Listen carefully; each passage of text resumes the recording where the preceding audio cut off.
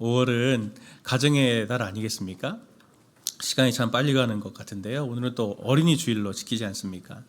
성도님들 신방을 해보면 성도님들 안에 가슴 깊이 있는 아픔의 문제들 중에 하나가 뭐냐면, 오랜 기도의 제목들 중에 하나가 뭐냐면, 가족분들이 같이 신앙생활을 좀 잘했으면 좋겠다, 복음이 같이 전파됐으면 좋겠고, 또 그리고 내 자녀들을 잘 그렇게 믿음으로 양육하고 믿음으로 든든히 섰으면 좋겠다라고 하는 그런 기도 제목들이 많으십니다. 저 역시도 마찬가지고요. 그게 부러운 복인 것 같습니다. 자녀들, 가족들에게 한결같이 신앙을 좀 나눠주고 전수해주고 하고 싶은 마음들이 다들 있는데, 사실상 또 그게 가장 어려운 부분이지 않습니까? 참 쉽지 않은 세대 속에 저희들이 그런데 또 사는 것 같습니다. 여전히 복음을 전하려고 하면은 여전히 그 부분에 대해서 너무 교회에 대해서도 이렇게 안 좋은 마음들과 정서를 가지고 있는 것들이 많은 상황 속에서, 복음이 멸시당하는 시대 속에서 복음을 전해야 된다, 그것도 가까이 있는 가족들에게 전하는 것이 참 어려운 일인 것 같은데요. 그리고 또 우리 교회 사명이 있지 않습니까? 분립해서 저희가 일만 성도 파송으로 저희가 이렇게 분립이 돼서 지금 예배를 함께 드리고 있는데, 이렇게 분립된 우리 교회들의 사명이 가장 중요한 사명들 중에 하나가 다음 세대를 잘 세우는 것, 그리고 우리 지역과 한국교회를 잘 같이 함께 섬기는 것이 우리 교회의 사명입니다. 오늘 말씀을 보면 모세가 출애굽을 하면서 그 요셉의 유고를 챙기는 장면을 오늘 보고 있습니다. 창세기 50장의 말씀을 보면은 요셉이 마지막 유언으로 자기의 가족들과 후손들에게 맹세를 요구합니다. 너희는 꼭 맹세해라. 내 앞에서 내가 지금 죽는데 나에게 맹세를 해라. 내용이 뭐냐면, 나는 지금 여기 애굽에서 죽지만 하나님께서 약속하신 땅에 너희들을 인도하실 것이다. 그러니 그때가 되면은 꼭 내 유고를 잊지 말고 꼭 챙겨서 나도 함께 같이 데려가 달라라고 하는 거를 맹세해라, 라고, 내 앞에 맹세해라, 그렇게 이야기합니다. 한번 생각해 보십시오. 요셉이 왜 자신의 형제들에게 어떻게 보면 좀 이상한 부탁이지 않습니까? 그런 맹세를 요구했을까요? 저도 이제 학교 선배가 있어서 같이 가끔씩 이제 선배나 동기들 이렇게 만나가지고 이런저런 이야기들을 두런두런 나누다 보면은 주로 나누는 내용이 뭐냐면, 사역지에서 있었던 이런저런 이야기들을 나눕니다. 한 선배 목사님이 저에게 해줬던 얘기예요. 무슨 얘기냐면은, 이 선배가 주일학교, 초등학교 그 저학년 아이들을 그렇게 맡아서 담당하는 그 전도사님 때였어요. 저도 전도사였고, 그때 있었던 얘기를 해주는 거예요. 아이들이 생일 축하하면은 자기들끼리 물어본다는 거예요. 아이들이 뭘 물어보냐면, 야, 너희 집 화장실 몇 개 있어? 2개 있는 애는 하나 있는 애 집을 초청을 안 하고, 3개 있는 애 집은 2개 있는 집 아이를 초청을 안 한답니다. 그래서 아니 도대체 무슨 생일 축하를 걔네 집 화장실에서 해? 왜 남의 집 화장실 개수를 물어보고 그래? 제가 막 그런 얘기들을 했는데, 화장실 개수가 평수에 따라 다른가 보죠? 예, 평수가 많으면 뭐 2개도 되고 3개도 되고 4개도 되고 그런지는 모르겠지만, 어쨌든 그 저학년 아이들이 자기 생일 축하를 하는데 왜 자꾸 남의 집에 생일 축하에 그 남의 집에 그 화장실 개수를 물어보냐고요. 그거를 아이들이 어디서 배운 겁니까? 아이들이 부모에게 전소를 무엇을 해준 것입니까? 아이들은 이렇게 요즘 말하지 않을까요? 역시 똘똘한 집안채야. 예, 이런 이야기를 하면은 애들이 한다면 얼마나 슬픕니까, 그게. 예, 어디서 배운 거예요? 지금 뭐 한참 뭐 꿈을 이만큼 키우면서 막 뭐 저는 우주인이 될 거예요, 뭐 대통령이 될 거예요, 안 될 걸 알지만 대통령이 될 거예요, 뭐가 되고 싶어요, 막 이런 꿈을 막 날개를 펼쳐야 되는 애들이 너 화장실이 몇 개니? 뭐 이런 거를 물어본다는 게 얼마나 슬픈 일입니까? 우리가 한번 성도님들께 한번 부탁드리고 싶은 게 뭐냐면, 스스로가 한번 잘 질문해 보십시오. 사랑하는 가족에게, 특히 그게 내 자녀라면, 특히 성도님들이 내 인생을 통해서 내 아이들에게, 내 가족에게 물려주고 싶은 게 딱 하나 있다면 그게 진짜 무엇인가라고 하는 거를 그냥 쉽게 나오는 대답 말고, 진짜 내 삶을 이렇게 뒤돌아보면서 내가 정말 소중하게 여기는 것이 무엇인가 라고 하는 것들을 한번 물어보시면 좋겠습니다. 성도님들의 삶을 보면 저도 역시 마찬가지인데, 참 전투적으로 사시지만 그리고 다 자기 중심적으로 살잖아요. 내가 행복해지기를 바라고, 내가 정말 사랑받기를 원하고, 내가 정말 잘 됐으면 좋겠다 하면서 나를 사랑하면서 사는데, 가장 가만히 이렇게 놓고 보면 제일 사랑하지 않는 사람이 자기 자신인 것을 볼 때가 많습니다. 술 많이 먹으면 몸이 상한다는 거 알아요. 담배 많이 피면 상한다는 것도 압니다. 그런데도 자기 파괴적인 행동들을 끊임없이 계속하는 걸 보면서 정말 자기 자신을 안 사랑하는구나 우리는. 가족들도 마찬가지인 것 같아요. 그렇게 사랑한다고 하면서도 제일 상처를 많이 주고 많이 받는 관계가 가족 관계 아닙니까? 오늘 본문에서 모세는 요셉이 자녀들에게 했던 말을 기억하면서 그 유골들을 챙기고 있습니다. 출애굽기 13장 18절 19절 말씀 보면 이렇죠. 오늘 읽은 말씀인데, 그러므로 하나님이 홍해 광야길로 돌려 백성을 인도하심에 이스라엘 자손이 애굽 땅에서 대열을 지어 나올 때에 모세가 요셉의 유골을 가졌으니 이는 요셉이 이스라엘 자손으로 단단히 맹세하여 이르기를 하나님이 반드시 너희를 찾아오시리니 너희는 내 유골을 여기서 가지고 나가라 하였음이더라. 유언이라는 게 자녀들에게 자기의 전 인생을 통해서 마지막 엑기스 같은 그 한마디 말, 지혜, 유산, 그런 것들을 물려주는 게 아닙니까? 요셉의 유언은 하나님이 반드시 너희를 찾아오실 것이다. 하나님이 반드시 너희를 찾아오실 것이다. 그것을 잊지 말아라 라고 하는 이것을 물려주고 싶어 했습니다. 요셉의 인생을 우리가 성경을 통해서 많이 잘 알고 계시잖아요. 요셉, 형들의 질투를 받아서 형들에게 의해서 팔려가지고 이집트로 팔렸습니다. 노예로 팔렸습니다. 노예가 돼서도 요셉이 잘못한 건 없어요. 굉장히 충성스러운 일꾼이었죠. 그렇게 충성하는 선한 삶을 살았어도 또 모함을 받아가지고 왕의 감옥에 갇혔는데, 그 감옥은 죽어서나 나오는 감옥입니다. 절대로 무슨 사면 이런 게 없어요. 몇 년 살고 나오는 게 아니고 왕의 감옥에 갇히면은 거긴 죽어서야 나오는 감옥이거든요.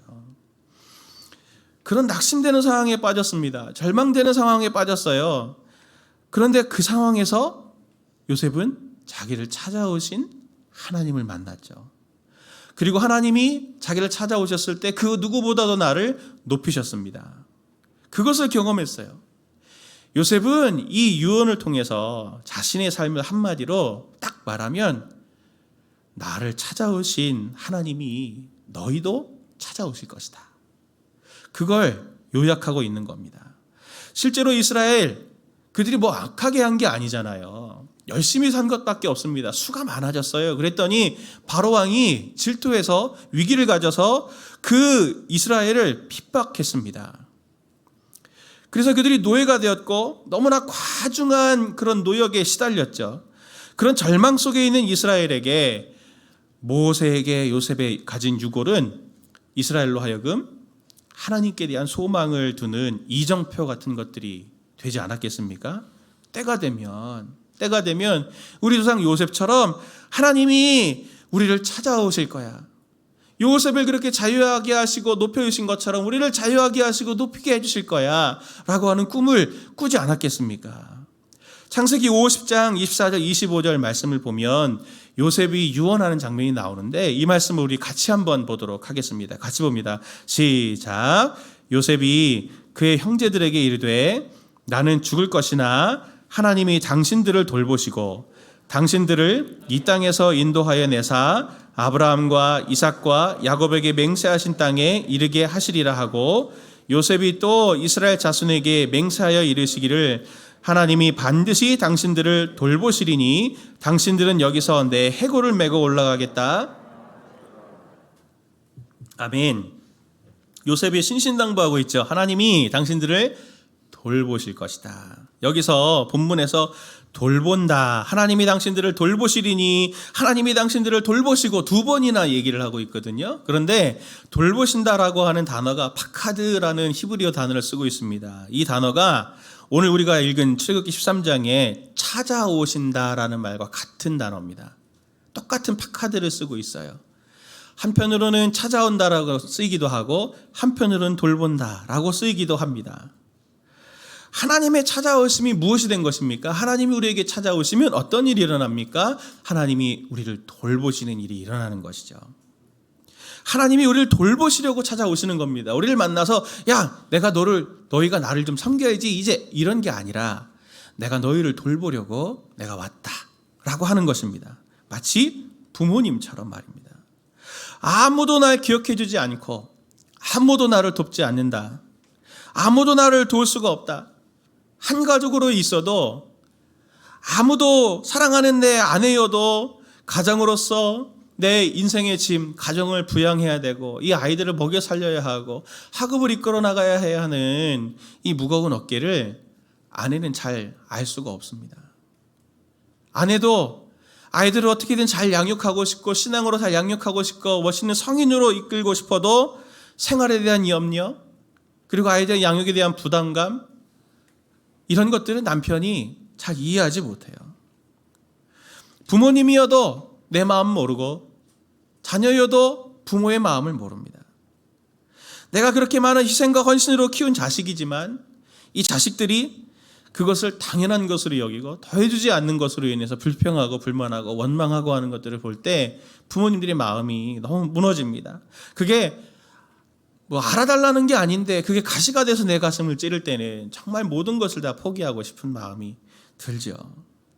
모든 것을 포기하고 싶은 그때 그리고 다 내려놓고 싶은 그때 하나님은 우리를 불쌍히 여기시고 우리 가운데 찾아오시는 하나님이 아니십니까? 우리를 돌보아 주시는 하나님이 아니십니까? 성도님들도 그렇게 하나님께서 성도님들을 찾아오시고 돌보아 주셔서 오늘 그 은혜에 대한 감격 나누라고 하시면 하나둘씩 다 꺼내놓고 함께 눈물 흘리며 나눌 그러한 내용들, 그런 이야기들, 스토리들이 얼마나 많으십니까? 그 하나님의 찾아오심이라고 하는 것은 절망적인 상황을 벗어나게 해주시는 하나님의 돌보심입니다. 그것이 구원이 되어주셨습니다. 그것을 성도님들이 지금 맛보고 있지 않습니까? 정말 성도님들 자녀분들에게 뭘 나눠주고 싶으십니까? 아들, 딸들에게 뭘 전해주고 싶으십니까? 솔직하게 점검해 보십시오. 돈입니까? 재산입니까? 명예입니까? 무엇입니까? 명예 건강이 늘 있습니까? 제가 이웃사랑 분과에서 긴급구호뱅크 사역을 제가 했거든요. 할 때마다 제가 이렇게 너무 힘들어요, 사실은. 이분들이 이렇게 신청을 해서 그분들의 사연을 볼 때마다 너무 마음이 힘듭니다. 힘들고 어떻게 도울까 참 마음이 많이 쓰였는데 제가 긴급구호뱅크 사역을 하면서 제가 깨달았던 게 있어요. 어떤 분들은 보면 오래도록 힘들었던 분들도 있지만요, 이분이 한 2달 전만 해도 한 석 달 전만 해도 빌딩이 몇 개 있었던 분이에요. 근데 그 한 3개월 사이에 아무것도 없고 집도 없어지고 여관에 한 날 날짜를 따져갖고 사는 그런 집에 사시는 분들도 꽤 많이 계셨어요. 제가 그걸 보면서 인생은 한순간이구나, 가지고 있는 건 날아가는 거 정말 이거 한순간이구나 하면서 저한테 두려움이 덜컥 오는 게 뭐였냐면 나도 이렇게 될 수 있겠다, 나도 이렇게 될 수 있겠다. 지금 괜찮지만 덜컥 어떤 날 이런 일이 딱 생기면 나도 이거 순식간에 다 없어지겠는데? 그러면서 그런 날이 나한테 찾아오지 않을까? 이 두려움이 막 생기더라고요. 그런데 잃어버리는 거 한순간이거든요. 그리고 건강도 제가 예언을 드립니다. 예언합니다. 제가 예언 은사 없지만 예언을 드리는 건 뭐냐면 갈수록 성도님들은 몸이 아파질 겁니다. 더 건강해지지는 않습니다. 젊어지지는 않습니다. 갈수록 더 아파지고 몸이 쇠해질 뿐이에요. 성도님들이 그렇게 가면 갈수록 정말 가족들에게 나눠주고 싶은 것은 썩어져 없어져 버릴, 한순간에 없어져 버릴 그것을 나눠줄 것이 아니라 하나님이 나에게 그렇게 찾아오셔서 나를 돌보아 주신 것처럼 하나님이 정말 너에게도 돌보아 주시기를 원한다. 하나님이 너를 찾아와 주시기를 원한다. 이것을 성도님들이 나눠주셔야 될 거 아니겠습니까? 그렇게만 할 수 있다면 어떤 상황이 닥쳐도 정말 깜짝 놀랄 만한 상황 가운데 있어도 하나님이 우리를 건져주시고 하나님이 우리를 보호해주시고 하나님이 너를 풍요롭게 하실 거다라고 하는 것을 우리가 믿지 않습니까? 우리 주변에 신앙을 잘 전하기 위해서 제가 한 2가지 정도를 기억했으면 하는 것들을 성도님들과 나누고 싶습니다. 첫 번째가 뭐냐면 신앙은 사건을 통해서 더 잘 전수된다라고 하는 것입니다. 사건을 통해서 더 잘 전수된다. 지혜와 경험은 지식이 필요합니다. 그걸 나눠주려면 지식이 필요하죠. 한데 지혜와 경험은 지식을 가르쳐주는 것만으로 흘러가는 것은 아니더라고요.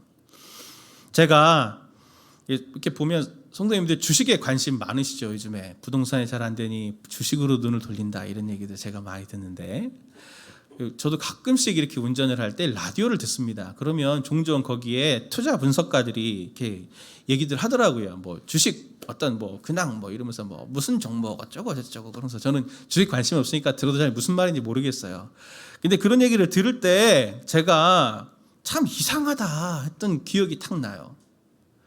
아니, 사람들이 왜 주식을 하는데 돈을 다 잃지? 저 사람 얘기를 들으면 되는데. 투자 분석가가 저렇게 친절하게 잘 가르쳐 주는데 저대로만 하면 되는 거 아닌가? 왜 그거를 돈을 많이 잃으시지? 그게 되게 이상했어요. 되게 순진해 보이죠, 제가. 주식을 안 하니까. 왜 그런지 압니다. 제가 투자를 안 하지만 왜 그런지 알아요. 그분들이 알짜를 안 가르쳐 주는 거일 수도 있죠. 예. 그런데 그분들이 가지고 있는 노하우가 우리한테는 없는 거예요. 그분들이 그렇게 얘기해줘도 지식을 전달해 줄 수는 있습니다. 근데 지식이 상황이 바뀌면 그것들을 내가 응용할 수 있는 능력이 없으면 그 지식은 상황이 바뀌면 아무짝에 쓸모없는 경우가 너무 많아요. 예. 그런 거 너무 우리도 많지 않습니까? 그 지식을 잘 활용할 수 있는, 그것을 상황에 맞게 잘 적용시킬 수 있는 그것이 노하우고 그게 지혜죠. 그 지혜는 그냥 가르쳐서 되는 게 아니지 않습니까? 제가 전에도 한번 설교 때도 예화를 한번 쓰긴 했지만, 아내가 김장할 때 참기름 한 바퀴만 둘러줘. 그래서 제가 이렇게 둘렀죠. 반병이 없었어요. 네. 반병이 없었어요. 한 바퀴 둘러라 그랬잖아요. 한 바퀴 둘렀죠. 본인이 생각하는 한 바퀴와 제가 생각하는 한 바퀴는 다르잖아요. 그게 노하우잖아요. 예. 가르쳐줘서 했어요. 근데 혼났죠, 경험은. 예.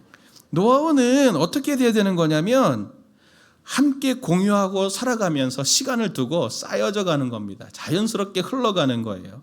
생사고락을 함께하고 희노애락을 함께하면서 자연스럽게 흘러가는 것입니다. 그렇게 삶이 전달되는 형태를 갖는 게 지혜이고 노하우예요. 이런 지혜, 노하우, 정신은 삶을 통해서 전달이 되지만 아주 선명하게 각인이 되는 때가 있어요. 그게 뭐냐면 성도님들 삶에 어떤 특정한 상황, 그게 깜짝 놀랄 만한 위기 상황이든 또는 깜짝 놀랄 만한 즐거운 상황이할 때 어떻게 반응하느냐라고 하는 것들을 통해서 가족들에게, 주변에게 흘러갑니다. 제가 이찬수 목사님과 같이 사역을 하면서 처음 당황했을 때가 기억이 나요. 이찬수 목사님은 동역자들을 참 많이 당황하게 하시는 분이었거든요. 네. 굉장히 당황하게 만드신 때가 있습니다. 당황할 때가 첫 기억이 뭐냐면 이찬수 목사님하고 밥 먹을 때였어요. 이렇게 같이 이렇게 식탁을 이렇게 놓고 밥을 먹고, 밥을 다 먹고 난 다음에 목사님이 이렇게 하세요. 왜 반찬을 왜 남겼니? 내가 먹어도 되니? 그러면서 김치를 이렇게 드세요. 남의 거를. 그걸 다 드세요. 다 드세요. 그거를 본인 반찬 다 먹고 상대 반찬 남긴 것을 다 드세요. 제가 얼마나 민망한지 몰라요. 난 밥까지 다 먹었거든요. 반찬만 남았거든요. 그러면서 이분이 진짜 절약이 몸에 배었구나. 절약이 몸에 배었구나. 그걸 제가 이렇게 느끼면서 다음부터는 목사님하고 밥 먹을 때는 반찬 다 먹습니다. 교육자들은 그거 알 거예요. 네, 그거 알 거예요. 밥같이 드시지 마세요. 네. 부모가, 가족이 어떤 특정한 상황이 되면은, 거기서 어떤 반응을 보이는지 통해서 그 사람의 생각과 가치관이 흘러갑니다. 그걸 애들이 가르쳐줘서가 아니고 자연스럽게 알아요. 그래서 물어보면 너희 엄마, 너희 아빠, 우리 아빠, 우리 엄마 이런 사람이야. 딱 이게 이미 있죠. 그러니 아이들이 거기서 나와서 너희 집 화장실 몇 개니? 이런 얘기들을 하는 거예요. 누가, 부모가 자식한테 야, 너 니네 생일 축하할 때 그 화장실 몇 개인지 친구 물어봐라. 우리 집은 3개니까 2개 부르면 안 돼? 이렇게 가르친 사람 아무도 없어요. 그런데 그렇게 배운 거죠. 감사의 상황에, 잘되는 복된 상황에, 위기의 상황에 어떻게 판단하고 결정하고 말하는지, 그 사람의 가치관이 어떤 것인지가 내가 이렇게 평소에 말하는 것보다 몇 배의 힘과 능력을 가집니다. 몇 배의 영향력을 가지고 주변에 흘러갑니다. 요셉이 자신이 죽는 마지막 순간에 내 유고를 약속한 땅에 갈 때, 너희들이 갈 때 꼭 챙겨가거라. 나한테 맹세를 해라. 대대손손 맹세를 해라. 이렇게 얘기를 할 때 요셉의 이 당부는 요셉의 믿음을 그대로 자손들에게 흘려주는 것이죠. 유골이라고 하는 걸 통해서 말입니다. 하나님이 약속한 땅으로 너희들을 반드시 이끄실 거다라고 하는 믿음이 요셉에겐 있었어요. 그리고 그들이 앞으로는 너희가 힘들지 모르겠지만, 힘든 일이 생기더라도 하나님이 나처럼 어려운 가운데 나에게 찾아오신 것처럼 너희들에게도 하나님께서 찾아오셔서 너희를 돌보아주실 거다라고 하는 그 믿음이 있었기 때문에 요셉은 너희가 나중에 약속의 땅에 가거든 내 유고를 꼭 챙겨가렴. 나한테 맹세해다오. 이렇게 지금 부탁할 수 있는 거죠. 요셉이 얼마나 큰 어른입니까? 요셉은 자신의 유고를 가지고도 사역하는 사람이었습니다. 자신의 유골조차 사건으로 만들어서 가족들에게 하나님이 너희를 찾아오실 것이고 하나님이 그 약속을 반드시 지키셔서 이집트를 떠나 너희가 약속의 땅으로 들어가게 될 거다라고 하는 걸 각인시켜주고 싶어 했던 거죠. 요셉만 그랬던 게 아니에요. 사무엘도 그랬습니다. 사무엘상 7장 10절에서 12절 말씀 보면 미스바 기도 사건이 나오죠. 사무엘이 번제를 드릴 때에 블레셋 사람이 이스라엘과 싸우려고 가까이 오매 그날에 여호와께서 블레셋 사람에게 큰 우레를 발하여 그들을 어지럽게 하시니 그들이 이스라엘 앞에 패한지라. 이스라엘 사람들이 미스바에 나가서 블레셋 사람들을 추격하여 뱃갈 아래에 이르기까지 쳤더라. 사무엘이 돌을 취하여 미스바와 센 사이에 세워 이르되 여호와께서 여기까지 우리를 도우셨다 하고 그 이름을 에베네셀이라 하니라. 아멘. 사무엘도 민족적인 회개운동을 일으켰는데 이스라엘 원수인 블레셋이 쳐들어왔죠. 기도운동을 하고 있는데 갑자기 블레셋이 쳐들어왔습니다. 너무 당황스러운 순간이었지만, 질 수밖에 없는 상황이었지만, 약한 순간이었지만 하나님의 도우심으로 블레셋을 쫓아내고 이스라엘이 영적으로 다시 부흥하게 되는 계기를 가지지 않았습니까? 그런데 그때 사무엘이 한 게 뭡니까? 돌을 가져와라 해서 무더기를 쌓고 에베네셀이라 하면서 하나님이 우리를 이렇게 도우셨다. 우리 이것을 기억하자.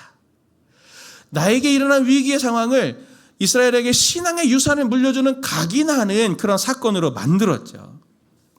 그 돌들을 볼 때마다 하나님께서 우리에게 이런 승리를 주셨구나 하면서 믿음을 다시 불같이 일어날 수 있는 계기로 삼지 않았습니까?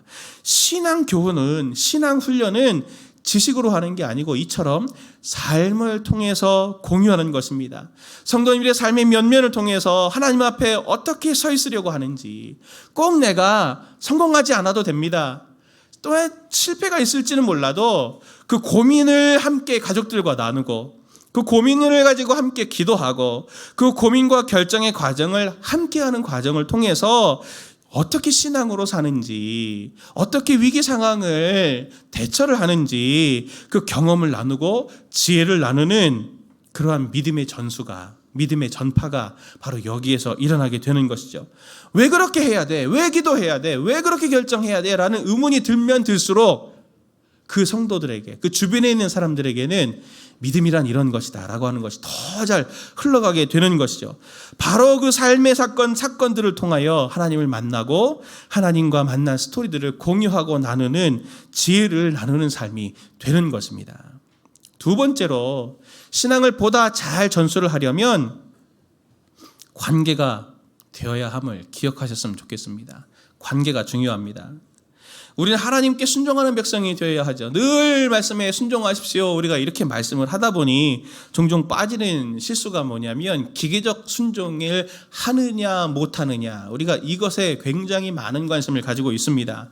그러다 보니까 아이가 게임을 하느냐 안 하냐, 게임을 안 하면 순종하는 아이고 게임 많이 하면 순종 안 하는 아이고, 술을 먹냐 안 먹냐, 큐티를 하냐 안 하냐, 하느냐 안 하느냐, 이 두 가지 기준만을 가지고 서로를 정죄하기도 하고 평가하기도 하고 비난하기도 합니다. 그러다 보니 사랑하는 사람들, 자녀와 아내와 그리고 남편을 자꾸 지시적인 언어로 말할 때가 많아요. 이거 하면 안 되는데 하지 마세요, 하지 마, 이렇게 해 하면서 지시적인 언어가 나오고 과도하게 상대를 조종하려고 하고 영향력을 끼쳐서 만들어 가려고 합니다. 좋은 마음, 좋은 마음에서, 사랑하는 마음에서 잘 되라고 하는 건데, 실질적으로는 말을 하면 할수록, 열정을 내면 낼수록 관계가 깨져서 더 관계가 멀어지고 내 말은 더 안 듣고 하다 보니 목사님 신방 오셔서 우리 애한테 한 말씀 해주세요. 이렇게 얘기들을 하게 되는 그림들이 생기는 거죠. 제가 이렇게 보니까 학교 아이들이 성적이 안 나오는 과목이 있고 또 성적이 잘 나오는 과목이 있잖아요. 아이들 보면. 그렇죠?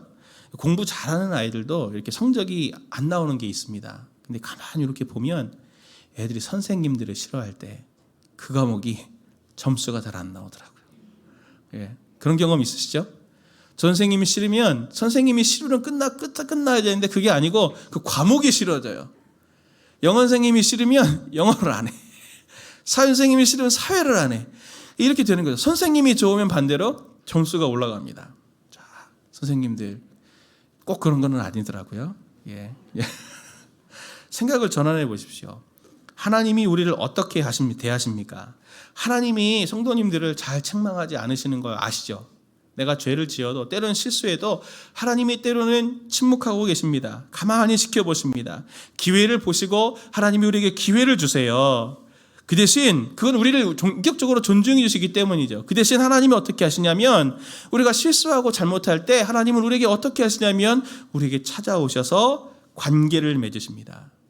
우리가 성경에 아브라함이 믿음의 조상이다 잘 알고 있지만 사실 아브라함은 별로 좋은 사람이 아니더라고요. 아내를 2번이나 팔아먹은 사람 아닙니까? 그렇죠? 나쁜 사람이에요. 나쁜 사람. 욕을 할 수 없어 제가 이렇게 표현합니다. 창세기 20장을 보면 아브라함이 2번째 아내를 2번째 아비멜렉에게 파는 장면이 나와요. 근데 그때 하나님이 아브라함과 아비멜렉이 어떻게 하시냐면 이렇게 하십니다. 창세기 20장 4절부터 7절 말씀을 보면 아비멜렉이 사실은 속은 거거든요. 누이라고 아브라함이 속이니까 그냥 그대로 믿어갖고 그냥 이 자기 아내 사라를 받아들인 거예요. 근데 아비멜렉이 하나님께 이렇게 얘기합니다.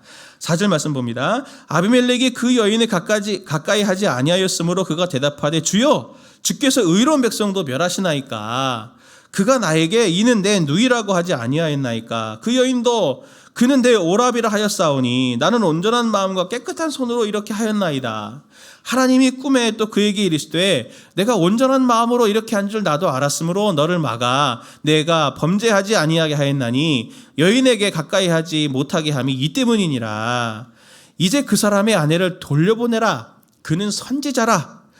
그가 너를 위하여 기도하리니 내가 살려니와 내가 돌려보내지 아니하면 너와 내게 속한 자가 다 반드시 죽을 줄 알지니라. 아비멜렉 입장에서 엄청 억울한 거 아닙니까? 모르고 그런 거잖아요. 속여서 그런 거죠. 난 속은 거예요. 했는데 하나님이 나도 안다. 그러시면서 뭐라고 아브라함에게 말씀하십니까? 아브라함 뭐라고 하십니까? 그는 내 선지자다. 그렇게 말씀하십니다. 너무 당황스럽죠. 하나님이 아브라함을 아비멜렉 앞에서 세워주십니다. 그가 실수하고 잘못했어도 실수가 아니라 이건 악한 거예요. 나쁜 짓을 했어도 하나님은 그를 선지자다. 그렇게 말씀하십니다.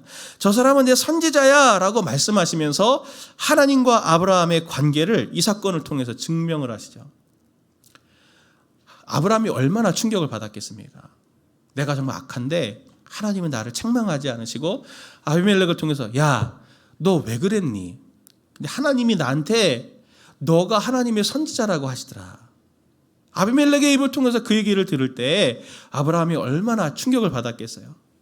이 사건을 통해서 아비멜렉에게 아브라함은 오히려 보상금을 받습니다. 하나님이 아비멜렉을 통해서 아브라함에게 선대하시는 걸 봐요.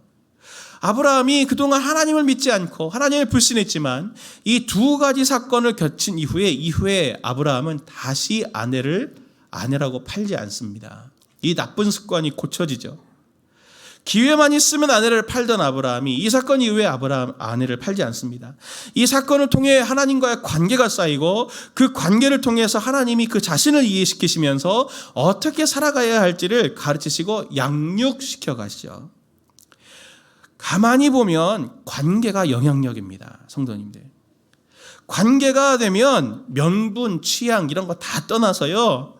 저 사람 말이 안 맞아도 어처구니 없는 말이라도 관계가 있기 때문에, 사랑하는 말이기 때문에 한 번 들어도 주고, 그리고 한 번 하는 신용이라도 합니다. 그리고 전혀 안 맞아도 아유 우리 아버님이시니까, 아유 우리 어머님이시니까 내가 순종해야지 하면서 그 자기의 의지를 꺾고 따라갑니다. 관계가 이처럼 무서워요. 그러다 보니 정말 관계를 잘 맺어놓는 것이 복음의 영향력을 미치는 데는 굉장히 지혜로운 가장 기본적인 전제 조건입니다. 요즘같이 신앙을 전하고 전수하기 어려운 시대에 우리 아이들에게 또 가족들과 관계를 잘 맺는 것, 신뢰관계를 맺는 것은 정말 필수적입니다. 조금 더 시간을 보내고 함께 해주세요.